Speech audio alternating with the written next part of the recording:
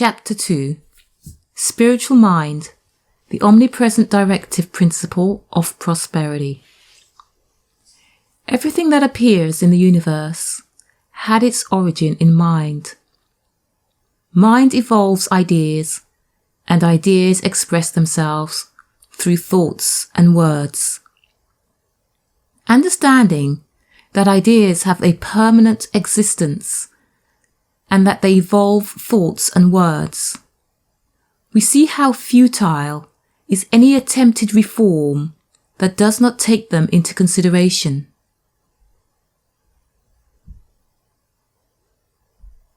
This is why legislation and external rules of action are so weak and transient as reforms.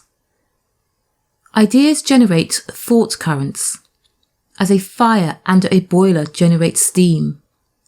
The idea is the most important factor in every act and must be given first place in our attention if we would bring about any results of a permanent character.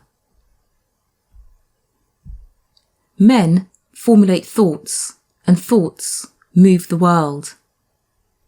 Ideas are centers of consciousness. They have a positive and a negative pole, and generate thoughts of every conceivable kind. Hence, a man's body, health, intelligence, finance, in fact everything about him, are derived from the ideas to which he gives his attention. Man has never had a desire that could not somewhere, in the providence of God, be fulfilled.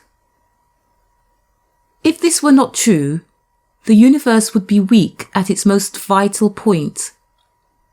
Desire is the onward impulse of the ever-evolving soul. It builds from within outward and carries its fulfillment with it as necessary corollary. All is mind. All is mind. Then the things that appear must be expressions of mind. Thus mind is reality, and it also appears as a phenomena. The isness of mind is but one side of it. Being is not limited to the level of isness. It has all possibilities, including that of breaking forth from its inherencies into the realm of appearances. Mind has these two sides, being and appearance, the visible and the invisible. To say that mind is all and yet deny that things do appear to have any place in the allness is to state but half the truth. An idea is capable of statement as a proposition. The statement is made in response to a desire to know experimentally whether the proposition is capable of proof. A number of elements are involved in the statement of a proposition that are not integral parts of the proposition itself, but necessary to its working out. In the simplest mathematical problem, processes are used that are not preserved after the problem is solved, yet that are necessary to its solution. The figures, by the use of which we arrived at the solution, are immediately forgotten, but they could not be dispensed with, as it is to them we owe the outcome. The exact outcome of each step in the solution is a matter of experiment. The intermediate steps may be changed or retracted many times, but ultimately the problem is solved and the fulfillment of the desired result attained. If this is true of the simplest problem in arithmetic, it is equally true of the creation of the universe. As above, so below. Here is where many who have caught sight of the perfection and wholeness of the ideal fail to demonstrate. They deny the appearance because it does not express perfection in its wholeness. The student, in the depths of a mathematical problem, who should judge, thus would erase all his figures because the answer was not at once apparent, though he may have already completed a good part of the process leading up to the desired answer. We would not say that a farmer is wise who cuts down his corn in the tassel because it does not show the ripened ears. Do not jump to conclusions. Study a situation carefully in its various aspects before you decide.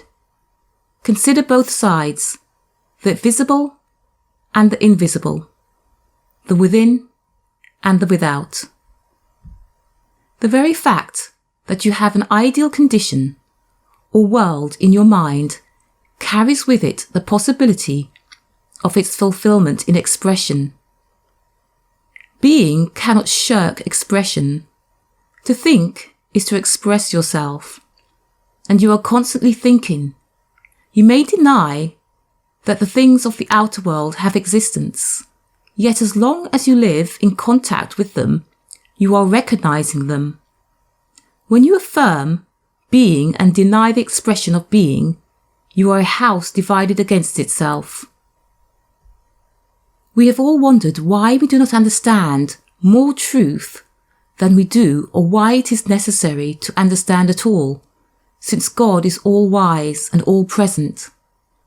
Understanding is one of the essential parts of your I am identity.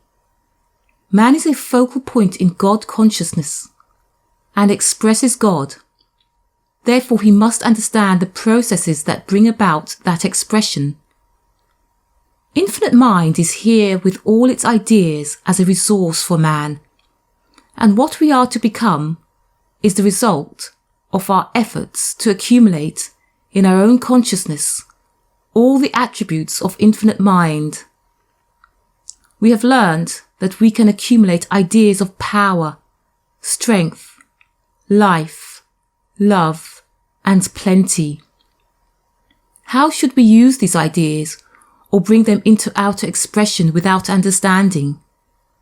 Where shall we get this understanding save from the source of all ideas, the one mind? But if any of you lacketh wisdom, let him ask of God, who giveth to all liberally, and it shall be given him. In the following, the principles of mathematics, we use rules.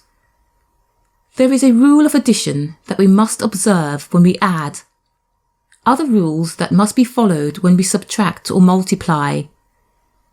The ideas of divine mind can only be expressed when we follow the rules or laws of mind, and these rules require understanding if we would follow them intelligently and achieve results. Man is given all power and authority over all the ideas of infinite mind, and the idea of wisdom is one of them. Closely associated with the idea of wisdom in divine mind is the idea of love. These ideas are the positive and the negative pole of the creative principle. Male and female created he them. The ideas of God-mind are expressed through the conjunction of wisdom and love.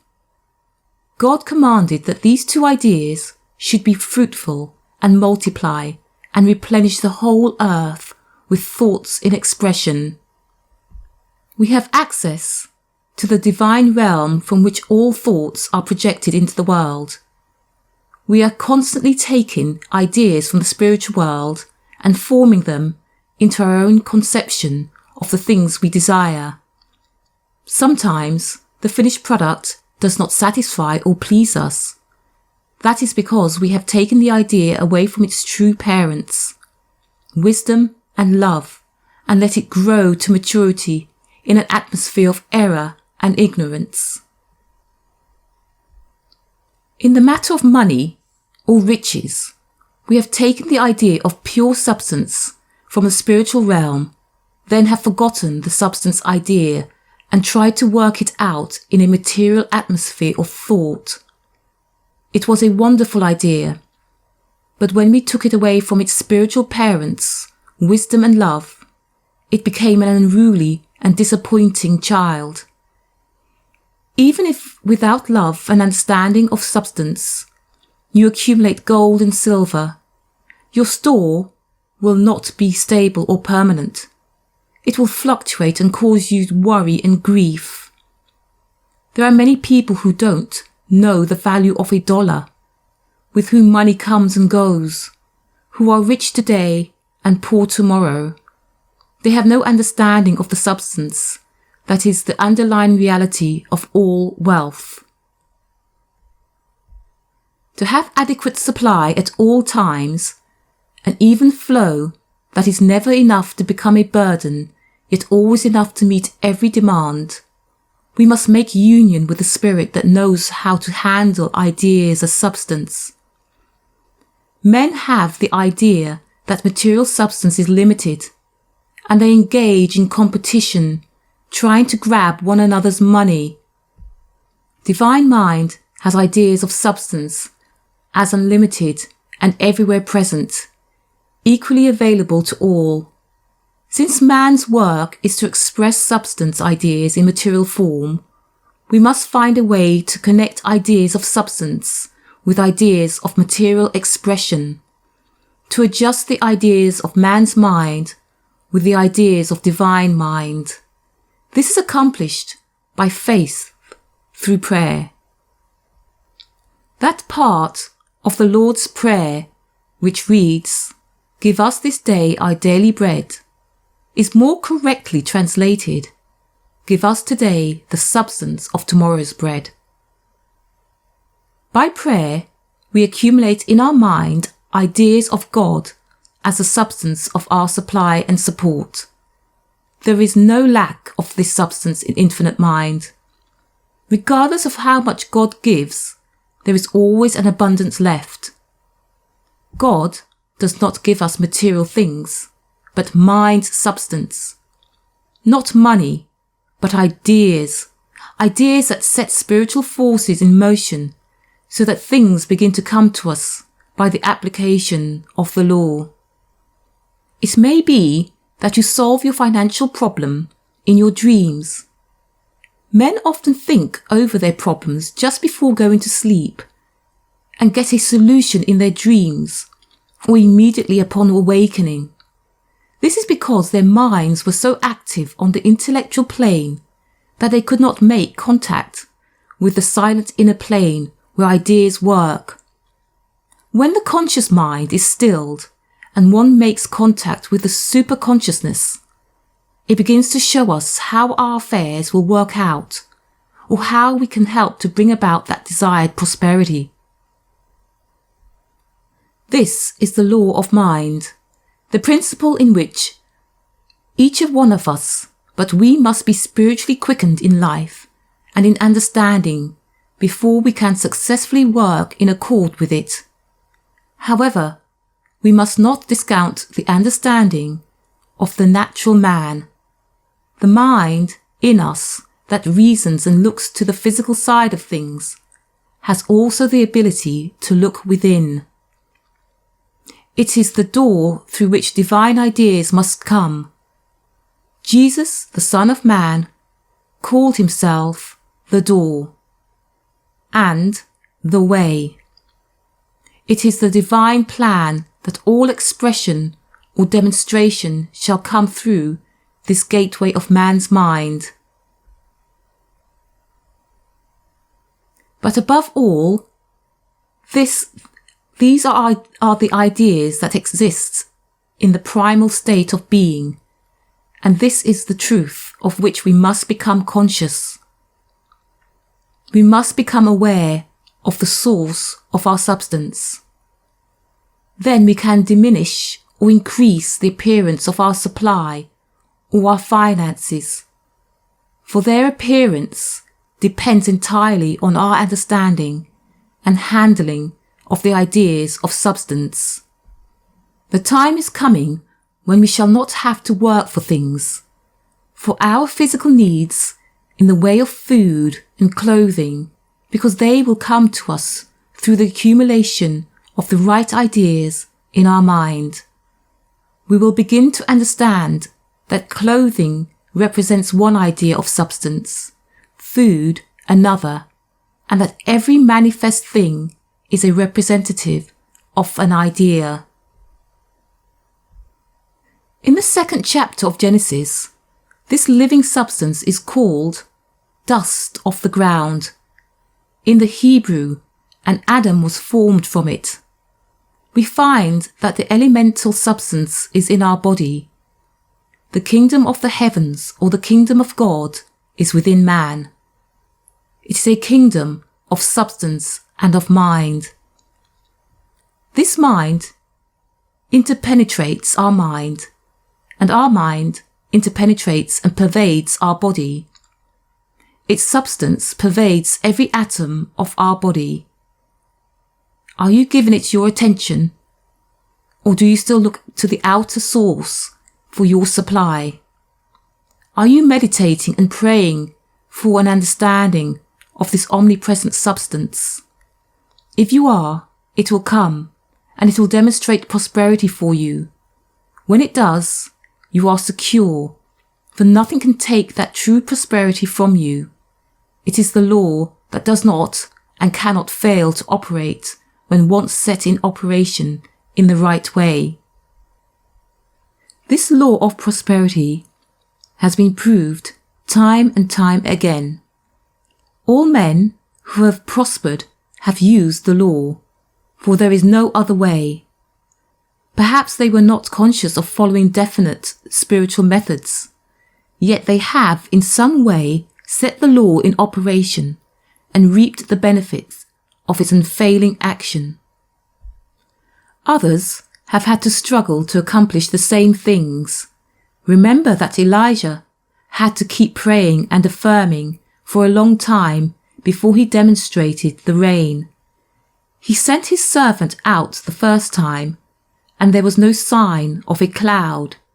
He prayed and sent him out again and again, with the same result. But at last, after repeated efforts, the servant said he saw a little cloud. Then Elijah told them to prepare for rain, and the rain came. This shows a continuity of effort that is sometimes necessary. If your prosperity does not become manifest as soon as you pray and affirm God as your substance, your supply and your support, refuse to give up. Show your faith by keeping up the work. You have plenty of scriptures to back you up. Jesus taught it from the beginning to the end of his ministry and demonstrated it on many occasions. Many have done the same thing in his name. Jesus called the attention of his followers to the inner realm of mind, the kingdom of God's substance. He pointed out that the lilies of the field were gloriously clothed, even finer than Solomon in all his glory. We do not have to work laboriously in the outer to accomplish what the lily does so silently and beautifully. Most of us rush around trying to work out our problems for ourselves and in our own way, with one idea, one vision, the material thing we seek. We need to devote more time to silent meditation and, like the lilies of the field, simply be patient and grow into our demonstrations. We should remember always that these substance ideas with which we are working are eternal ideas that have always existed and will continue to exist. The same ideas that formed this planet in the first place and that sustain it now. A great German astronomer had worked the greater part of his life with a desire to know more about the stars. One night, quite suddenly and strangely enough, for he had given but little thought to the spiritual side of things, he broke right out into prayer of thanksgiving because of the perfect order and harmony of the heavens. His prayer was, "O God, I am thinking thy thoughts after thee." The soul of this man had at that moment made the contact and union with infinite mind. But though his contact seemed to be made suddenly, it was the result of long study and the preparation of his mind and thought. Jesus expressed the same at-one-ment with God at the moment of his supreme miracle, the raising of Lazarus. His words were, "Father, I thank thee that thou heardest me, and I knew that thou hearest me always." This gives us another side of the prosperity law.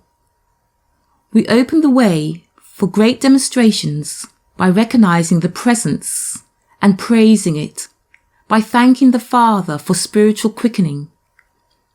We quicken our life by affirming that we are alive with the life of spirit, our intelligence by affirming our oneness with divine intelligence, and we quicken the indwelling, interpenetrating substance by recognizing and claiming it as our own.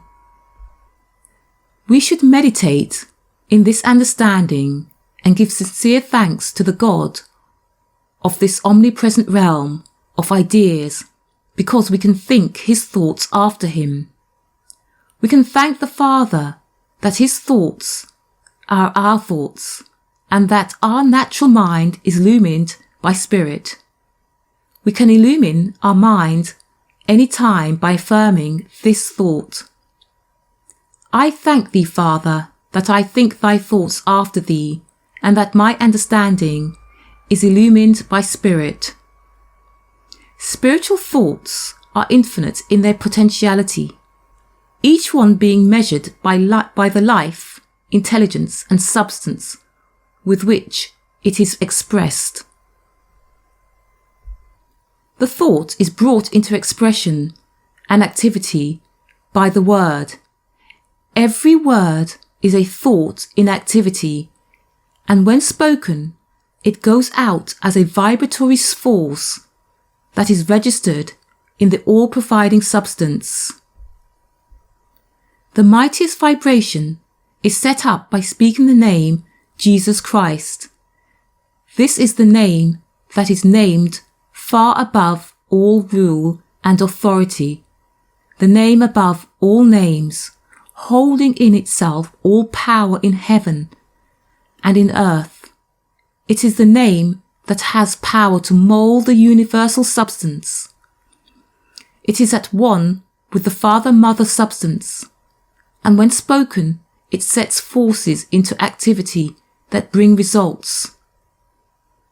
"Whatsoever ye shall ask of the Father in my name, he may give it to you. If ye shall ask anything in my name, that will I do." There could be nothing simpler, easier, or freer from conditions in demonstrating supply. Hitherto, before the name Jesus Christ was given to the world, have ye asked nothing in my name? Ask, and ye shall receive, that your joy may be made full. The sayings of Jesus were of tremendous power because of his consciousness of God. They raised the God ideal far above what had ever before been conceived. These ideas so far transcended the thought plane of the people that even some of the disciples of Jesus would not accept them, and they walked no more with him. Until fairly recently, most men have failed to grasp the lesson of the power of the spoken word expressing spiritual ideas. Jesus has never been taken literally, else man would have sought to overcome death by keeping his sayings. Few have taken his words in full faith, not only believing them, but so saturating their minds with them that they become flesh of their flesh and bone of their bone, being incarnated in their very bodies as Jesus intended. The secret of demonstration is to conceive what is true in being and to carry out the concept in thought, word, and act. If I can conceive a truth, there must be a way by which I can make that truth apparent. If I can conceive of an inexhaustible supply existing in the omnipresent ethers, then there is a way by which I can make that supply manifest. Once your mind accepts this truth, it has arrived at the place where the question of processes begins to be considered. No one ever fully sees the steps that he must take in reaching a certain end. He may see in a general way that he must proceed from one point to another, but all the details are not definite unless he has gone over the same ground before. So in the demonstration of spiritual powers, as they are expressed through man, we must be willing to follow the directions of someone who has proved his understanding of the law by his demonstrations. We all know intuitively that there is something wrong in a world where poverty prevails, and we would not knowingly create a world in which a condition of poverty exists. Lack of any kind is not possible in all God's universe. So when there is an appearance of poverty anywhere, it is our duty to deny it. Sorrow and suffering accompany poverty, and we wish to see them all blotted out. This desire is an index pointing the way to their disappearance. As the consciousness of the kingdom of heaven, with its abundant life and substance, becomes more and more common among men, these negative conditions will fade out of seeming existence. Jesus said that all things should be added to those who seek the kingdom of heaven. We do not have to wait until we fully entered the kingdom or attained a complete understanding of spirit before prosperity begins to manifest. But we do have to seek, to turn the attention in that direction. Then things begin to be added unto us. Thousands of people are proving the law in this age. They accept the promise of the scriptures and are looking to God to supply their every need. In the beginning of their seeking, they may have little to encourage them to believe that they will be provided for or helped along any particular line. But they carry out the command to seek and in faith act just as though they were receiving, and gradually there opens up to them new ways of making a living.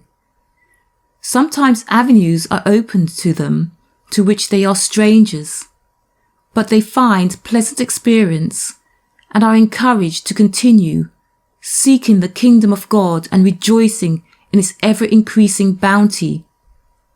Many such people today are wisely using their one talent. They may not have seen the Holy of Holies in the inner sanctuary, but they are getting closer to it.